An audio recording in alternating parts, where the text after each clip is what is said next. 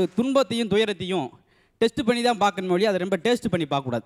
பார்த்தோம்னா வேறு மாதிரி ஆயிரும். எப்படி பூமியில் அழுத்தப்பட்ட நிலக்கரி இறுகி வைரமாக மாறுதோ, அதே போல் இதயத்தில் அடக்கப்பட்ட அந்த துன்பமும் இறுகி கடைசியில் நோயாக மாறிடும். அதனால் எப்பாவது ஒரு பொழுது சின்ன சின்ன நேரங்களில் கூட சிரிக்கிறதுக்கான வாய்ப்பு கிடைச்சா அதை அப்படியே கப்பக்கன்று கப்பி சிரிக்கிறதுக்கான வாய்ப்பை நம்மளாக உருவாக்கிறோம்னு சொல்லிட்டு, அப்படி உருவாக்க முடியாதவங்களுக்கு நாங்கள் உருவாக்கி தரோம்ன்ற நல்ல ஒரு உறுதிமொழியை கொடுத்து, அழகாக பெரியவங்க சொல்லுவாங்க, குடும்பங்க சிரிச்சா அது குடும்பம் இல்லை, அது கோயில் அப்படின்வாங்க. ஏன்னா நிறைய வீட்டில் பார்க்குறதில்ல, காலையில் 6 மணிக்கு ஆரம்பிச்சிடும், ஏ நாய் எங்கே போயிட்டு இருக்க, போய் போ பேய் குரங்குன்னு சொல்லி மனுஷனாவே வீட்டுக்குள்ளே பேசுறதில்ல, மிருக காய்ச்சால மாதிரி பேசிக்கிட்டு இருக்க. சிரிப்பு இருந்தால் நோய் இல்லைன்னு ஒரு வார்த்தை சொன்னார்ல. அடிக்கடி நான் அசத்து போவது நிகழ்ச்சி பார்க்கும்போதெல்லாம் முத்து வந்து அந்த விஷயத்தை வற்புறுத்திக்கிட்டே இருக்கார். ஏன்னா அது ஒரு உண்மை இருக்குது. பெரும்பாலும் குடும்பங்களில் வந்து இந்த டைவர்ஸு, சண்டை, பிரிவினை, தனி கொடுத்தவங்களாம் வர்றதுக்கு காரணம் தெரியுங்களா? சண்டை வரும்பொழுது 2 பேர் சண்டை போட்டுக்கிட்டால் மீதி 5 பேர் பார்த்துட்டு முன்னு அப்படி சைலண்ட்டாக அப்படி வெளியில் போயிட்டாங்கன்னா சண்டை பெருசாகிடும். ஆனால் அங்கே 2 பேர் வந்து ஜாலியாக எல்லாரையும் சிரிக்க வைக்கக்கூடிய பக்குவம் உள்ளவங்க 2 பேர் இருந்தாங்கன்னா அந்த சண்டை 2 நிமிஷத்தில் முடிஞ்சு போயிடும். பசங்க பார்த்தீங்கன்னா சின்ன பசங்க அம்மா அப்பா 2 பேரும் சீரியஸாக சண்டை போட்டு தனித்தனியாக உட்காருவாங்க. குழந்தைங்க வரும், சரி அதான் சண்டை முடிஞ்சு போச்சுல்ல சாப்பிட்றது அப்படின்னுங்க. உடனே என்ன பண்ணுவோன்னா அந்த குழந்தையினுடைய பேச்சு, அந்த சட்டையர், அந்த இதெல்லாம் பார்த்தீங்கன்னா அந்த குடும்பத்தை ஒற்றுமையை ஏற்படுத்திக்கிட்டே இருக்கும். ஆகவே எந்த குடும்பத்தில் வந்து கலகலப்பும் சிரிப்பும் இருக்கோ அந்த குடும்பத்தில் பிரிவினை வராது. அதை முத்து வந்து அவர் ஒரு டாக்டர் போல் அடிக்கடி சொல்லிகிட்டே இருக்கிறாரு. அதில் ஒரு உண்மை இருக்குதுன்றது ஒரு ஃபேமிலி டாக்டர் முறையில் எனக்கு அது தெரியுது. இல்லை சார், நீங்கள் சொன்ன விஷயத்துக்கு ஒரு சின்ன திருத்தம். எந்த குடும்பத்தில் வந்து சிரிப்பும் சந்தோஷமாக இருக்கோ அங்கே சண்டை சச்சரவு வராது. நீங்கள் எந்த குடும்பத்திலலாம் அஸ்தபவதி யார் பார்க்குறாங்களோ அங்கெல்லாம் சிரிப்பும் கும்மாளமும் இருக்கும். எப்படி கனெக்ஷனை மாற்றி கொடுத்தா சாக்கடிப்பது மின்சாரமோ, அதே போல் கனெக்ஷனை மாற்றி கொடுத்தா சாக்கடிப்பதா சம்சாரம் பண்ணுவாங்க. ஏன்னா கொஞ்சம் மாத்தினா போச்சு பிரச்சனை ஆயிடும். அது நிறைய இடத்துல நடக்கும். என்னையா உன் மனைவிக்கு பேய் பிடிச்சிருக்காமல அப்படின்னு, சும்மா நிறுத்தியா, என்ன முட்டாத்தெல்லாம் பேசுகிற, பேய் எப்படி பேய் பிடிக்கும், பேய் அப்புறம் பேய் பிடிக்கும், அவளே ஒரு பேய், அவ்வளோ பேய் எங்கிட்ட பிடிக்கும் அப்படின்னு. இன்னும் சில நேரங்களில் இன்னும் வித்தியாசமாக இருக்கும். ஏன் உன் மனைவியை வையாத்தில் நிற்க வச்சு டேப்பில் அளந்துருக்கியாமே, ஏன் ஆற்றுல ஓட்டாலும் அளந்து ஓடணும். இப்போ என்ன இருக்கும், அவள் அங்கே போடணும்னு முடிவு பண்ணிட்டான். இப்படி ஆள்கிட்ட ஒன்று அடுத்து கொடுத்து பேசி ஒன்றும் திருத்த முடியாது. அப்புறம் அந்த அம்மா சொல்லியிருக்கு, ஏங்க வர ஞாயிற்றுக்கிழமை எங்கள் அம்மா வர்றாங்களாம் நம்ம வீட்டுக்கு விருந்துக்கு, இருக்கிற தொந்தரவு அந்த தொந்தரவு வேணாம், உன் தொந்தரவு பெரும் தொந்தரவுக்கு அவள் வேணாம் அப்படின்னு. இல்லைங்க எப்படியாச்சும் முடியாதுமா, இல்லை கூடவே என் தங்கச்சி வரலாம், அப்போ வர சொல்லு, பாவம் நம்மளை விட்டால் யார் இருக்கா பாவத்துக்கு, வர சொல்லு, வந்து 1 வாரமோ 2 வாரமோ தங்கிட்டு போட்டோம், நல்லது பிள்ளை சாப்பிட்டுட்டு போட்டு சந்தோஷமா, எப்பயாச்சும் சின்ன சின்ன இது கிடைக்கும்போது சந்தோஷமாக இருக்குன்னு நினைக்கிறது அப்படி உண்டு. இன்னும் சில நேரங்களில் அவர் இந்த அம்மா போய் சொல்லியிருக்கு, பார்வதி அக்கா இன்றைக்கி ஒரு நாள் நைட்டுக்கு எனக்கு துணைக்கு வந்து படுவேன் வீட்டில், எங்கள் வீட்டுக்கார் வெளியே போயிட்டார். ஆமாம் உங்களுக்கு இதே வேலையாக போச்சு, நேற்று நிகிலேன்னு சொல்லி அவர் துணை கூப்பிட்டாரு, இதே உங்களுக்கு நான் சொல்லி மாற முடியாது, போங்க பாரு எப்படி குடும்பம் போயிட்டு இருக்குன்னு சொல்லி ஒன்றும் சமாளிக்க முடியாது. சில நேரங்களில் இவர் சொல்லிக்காரு, சுனாமி வருது அப்படின்னு, இல்லை ஓடுங்க நல்ல வேலைக்கு என் மனைவி வராக்காம பயந்து வானே அப்படின்னு. அவன் சுனாமியை கூட தாங்கில கொஞ்சம் மனைவி தொந்தரவு பெருந்தொந்தரவிடா அப்படின்னு. அப்புறம் சொல்லியிருக்காரு பெருமையா, நேற்று மனைவியை உட்கார வச்சு மிதின்னு மிதித்தேன், பேசாமல் வந்தா அவ்வளோ பொறுமைசாலியா, இல்லை சைக்கிளில் பின்னாடி உட்கார வச்சு மிதிச்சு போனேன், அடுத்த வரையும் சொல்ல மாட்டாங்க. இந்தம்மா ஏண்டி உன் புருஷனை விளக்க மாதிரி செருப்பு கொண்டிலாம் அடிக்கிறாமே, எப்படி கட்டின புருஷனை கை நீட்டி அடிக்கிறது, அதுக்கு அதை வச்சு அடிச்சுருக்கான், அது மாதிரி நிம்மதி வச்சுருக்கான். சரளமா சில நேரங்களில் அது இந்த மாமியார் மருமக பிரச்சனை பெரும் பிரச்சனை இருக்கும். அதுவும் சொல்லியானும் மாமியார் எது சொன்னாலும் குறை சொல்லிக்கிட்டே இருந்துச்சு, மருமக பார்த்தா பொறுத்து ஒன்றும் முடியாது. எப்படி விளையாட்டு பாராட்டுவாங்கன்றக்கா என்ன செஞ்சாப்புல, வெளியே புளியாக வர மாட்டவர் வெளியே போயிட்டே இருந்தார். நம்ம புளி வாங்குற மாதிரியே பாவலா பண்ணி 2 கையிலுமே எடுத்து அளக்குற மாதிரி அளந்து 10 விரலையும் புளியாக ஒட்டிருச்சு. அதில் கொண்டு வந்து அந்த விரலை நினச்சே ரசம் வச்சுருக்கா. மாமியார்கிட்ட பாராட்டு வாங்கன்னு சொல்லி, மாமியார் இன்னைக்கு பார்த்தீங்களா அப்படின்னு புளி வாங்குறவிட்ட போய் புளியை தடவி விலை வைக்கிற மாதிரி கேட்டு அதில் ஒட்டி இந்த புளியை வச்சு இன்னைக்கு ரசம் வச்சேன். எல்லாம் ஊதாரி ஒவ்வொரு விரலையும் ஒரு நாள் ரசம் வச்சுருந்தா 10 நாளைக்கு வச்சுருக்கலாம் இருக்கா அவ. நீங்கள் வந்து சொன்ன மாதிரி கடவுள் ஒரு தடவை சொன்னாராம், நான் எல்லா வீட்டுக்கும் போக முடியாதுன்னு தான் நான் வந்து தாயை படைத்தேன், நான் தாயாக இருக்கேன் அப்படின்னாரான். உடனே பேய் சொல்லித்தான், நான் எல்லா வீட்டுக்கும் போக முடியாதுன்னு தான் மாமியாரை படைத்தேன்.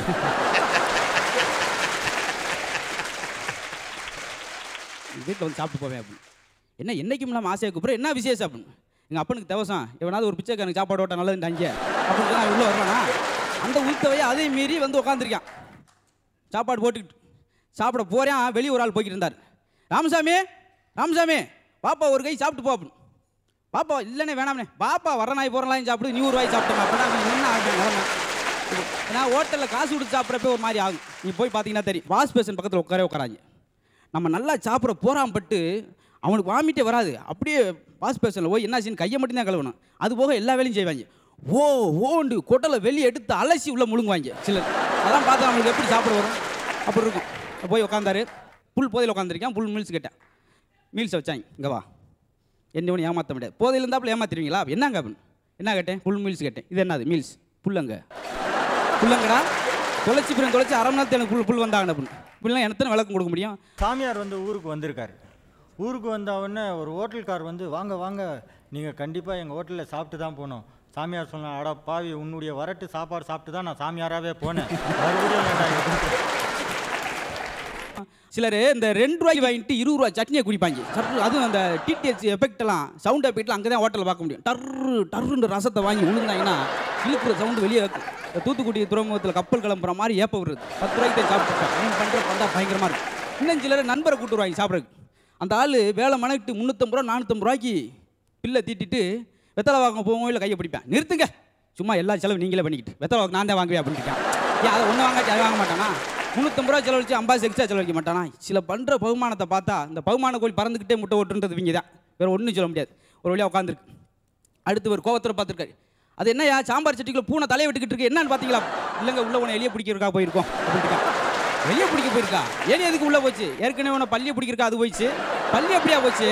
பள்ளி எப்படி போச்சு அப்படின்னு அந்த வண்டை பிடிக்கிறக்கா அது போச்சுங்க. இப்படி இவங்க பாரு, இதில் சாப்பிட்டா என்ன உள்ளே இருக்குமா இல்லை பூரா வெளியே வருமானு கொஞ்சம் யோசிச்சு பாருங்க. இப்போ ஹோட்டலில் சாதாரண நடக்கிறது.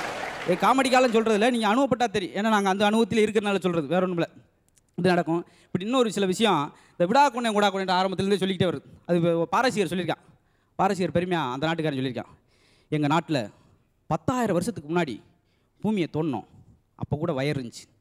அந்த காலத்தில் வயரில் நாங்கள் தந்தி கொடுத்துருக்க முடியாது. நம்மளால் சொல்லியிருக்கான். 20,000 வருஷத்துக்கு முன்னாடி நாங்கள் தோண்டினோம், உள்ளே ஒரு வயரும் இல்லை. அன்றைக்கே நாங்கள் செல்ஃபோனில் பேசியிருக்கோம். நீ என்னமோ பேசிகிட்டு இருக்க. அப்புறம் அவன் அடுத்த டைலாக் பேசுவானா? முடியாது, ஒன்றும் முடியாது. அப்புறம் அவன் சொல்லியிருக்கான், நண்பர் ஃப்ரெண்டை பார்த்து சொல்லியிருக்கான், அம்மா உங்கள் அப்பாட்ட 500 ரூபா கேட்டு லெட்ரு போட்டுருந்தேன், என்னடா செஞ்சார்? 50 ரூபா தான் அனுப்புகிறாரு. ஏன்டா அப்படின்னு 50 ரூபாய்க்கு 2 சைவர் போடக்கூடாதுன்னு சொல்லி அனுப்பியிருக்காரு. அவர் ஒரு டெக்னிக்காக இருக்காரு. அப்படி நல்ல விஷயங்கள், குடும்ப விஷயங்கள்லாம் பகிர்ந்துக்கிறதுக்கான தருணம் இது.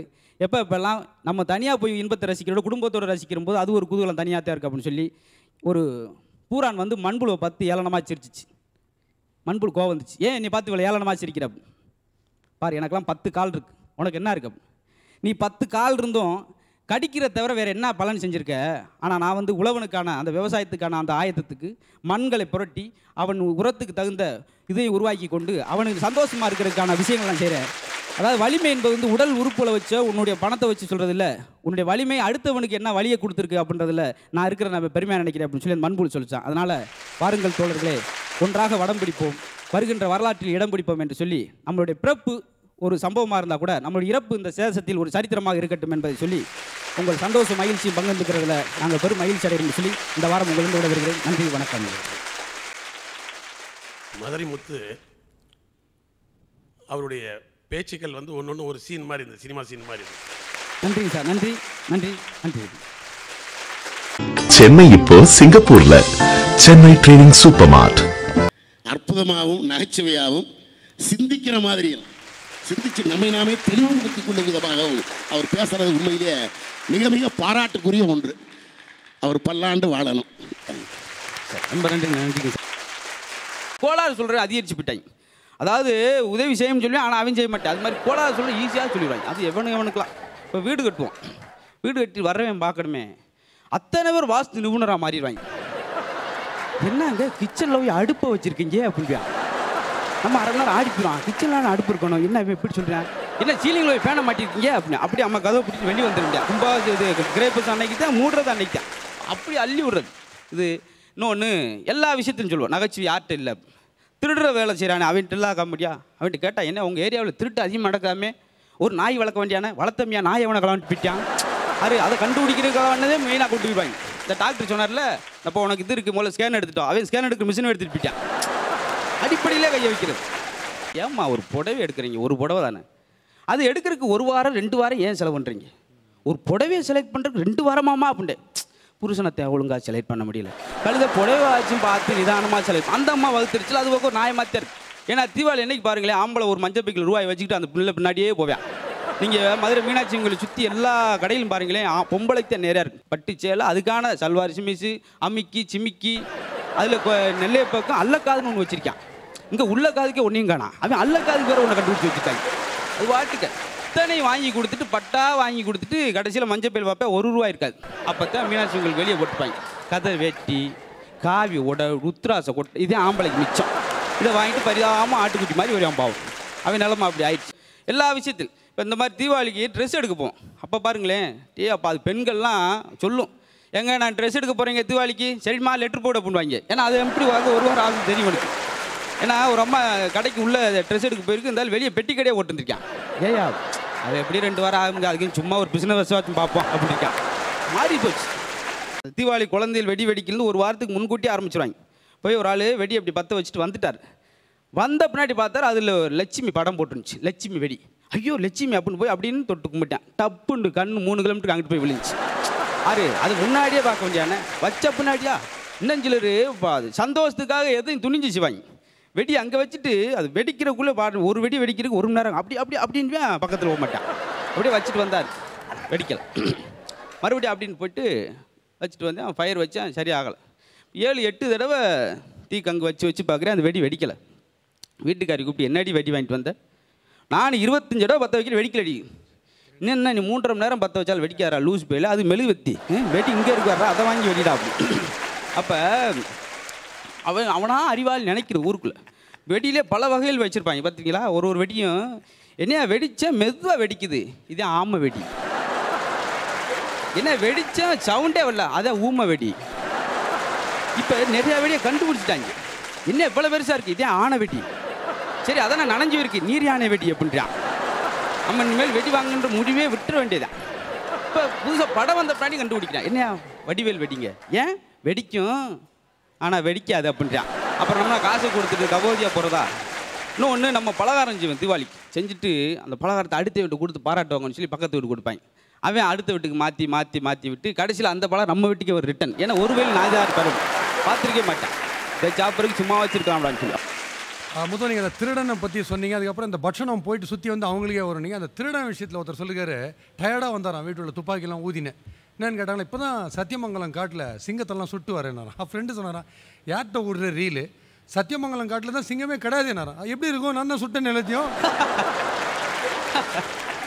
இந்த பட்சணம் சொன்னீங்க பாருங்கள், போயிட்டு திரும்பி நமக்கே வருதுன்றது. நம்ம ஃப்ரெண்டு ஒருத்தர் சொன்னார், கல்யாண பந்தியில் உட்காந்துருக்காரு, பக்கத்து வேலைக்கு பாயசம் நைஸாக கேட்போம், நமக்கு ஓணும்னா சேமியா பாயசம் அவர் உயிர், அது ஏங்கின்னு இருக்காரு. வரும் அவன் போட்டுனே வந்திருக்கான் ஒரு இலையா. பக்கத்து இலைக்கிட்ட வச்சு ஸ்டாக் தீர்ந்து போச்சு. சரி அன்றைக்கி இன்னும் போடலையானோ, சாரு கொண்டு வாடாங்களாம். வந்தவன் பக்கத்து இலையின்னு போட்டு போட்டான். அதனால் மின்னல் வேகத்தில் மகிழ்ச்சி வரும். ஆனால் நம்ம பரபரப்பாக இயங்கிக்கிட்டு இருக்கோம், எந்திரத்தனமான வாழ்க்கை அப்படின்றோம்ல. அதனால் ரசிப்பதற்கான கால சூழலில், அதனால் இந்த மாதிரி ஒரு மணி நேரம் நிகழ்ச்சியில் புதுமையான நகைச்சுவைகளை கேட்டு மகிழ்வதற்கு தான் அந்த நிகழ்ச்சி உங்களுக்கு தொகுத்து வச்சுருக்கு. ஒரு முறை கடவுள் உயிர்கள்லாம் படைக்கும்போது எல்லா உயிருக்கும் 30 வயசுன்னு சொல்லி நிர்ணயித்து அனுப்பிட்டார். பட்டக்குன்னு தவி ஒரு 3 விலங்கு திருப்பி ரிட்டன் ஓடிட்டு கடவுள்கிட்டே, ஐயா 30 வருஷம் எங்களுக்கு தாங்காது. முதல்ல கழுத போச்சு, 30 வருஷம் எனக்கு தாங்காது. எவன் பார்த்தாலும் அவன் பாட்டுக்கு மூட்டையாக அள்ளி வச்சுறாங்க, சுமந்து போங்குள்ள நான் பரவாயில்ல, எனக்கு தான் தெரியும்.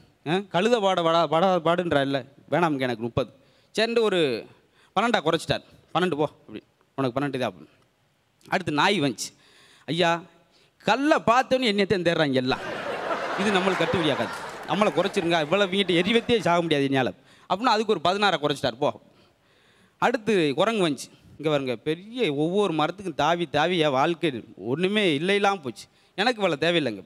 அதுகிட்ட ஒரு 18 குறைச்சிட்டு போ அப்படின்ட்டார். மனுஷன் வந்தான், நான் கடவுள் ஆளை ஏமாத்தலாம்னு பார்க்குறியா, 30 கொடுத்து ரொம்ப சுருக்கம் முடிச்சுட்டேன் வயசை, எனக்கு 30 பத்தாது அப்படின்னா. அதனால தான் கழுதிட்டு வாங்கின வயசை இந்தரா, அடுத்து நாய்கிட்ட வாங்கினது இருந்தா நீயே வச்சுக்க, குரங்கிட்ட வாங்கினது மீதி பேலன்ஸ் அப்புறம் வேண்டு தள்ளி விட்டார். அதனால தான் ஒரு மனுஷன் 30 வயசு வரைக்கும் சந்தோஷமாக இருப்பான். அந்த 30 தாண்டொன்னே கழுத மாதிரி குடும்ப சுமக்க ஆரம்பிச்சுக்க. இது அதுக்கடுத்து நாய் படாத பாடுன்றோம்ல, மகனுக்கு வேலை கேட்டு மகளுக்கு வேலை கேட்டு நாயாக அலையிறது இது. அதுக்கடுத்து இந்த குரங்கு மாதிரி மக வீட்டில் கொஞ்ச நாளைக்கு, வயசான காலத்தில் மகன் வீட்டில் கொஞ்ச நாளைக்கு, அவங்க இங்கே இப்படியே போயிருக்கு. அதனால் விலங்கிட்டிருந்து மனுஷனை வித்தியாசப்படுத்தக்கூடிய ஒன்று சிரிப்பு, அதை முழுமையாக நம்ம பயன்படுத்துவோம். அதுக்கு தான் அந்த அசத்த நிகழ்ச்சி என்று சொல்லி உங்களிருந்து விடைபெறும் நண்பர்களே, நன்றி வணக்கம். தவறாமல் நம்ம அசத்தல் டிவியை எல்லாரும் சப்ஸ்கிரைப் பண்ணுங்கள். வாங்க வாங்க வந்தாரங்க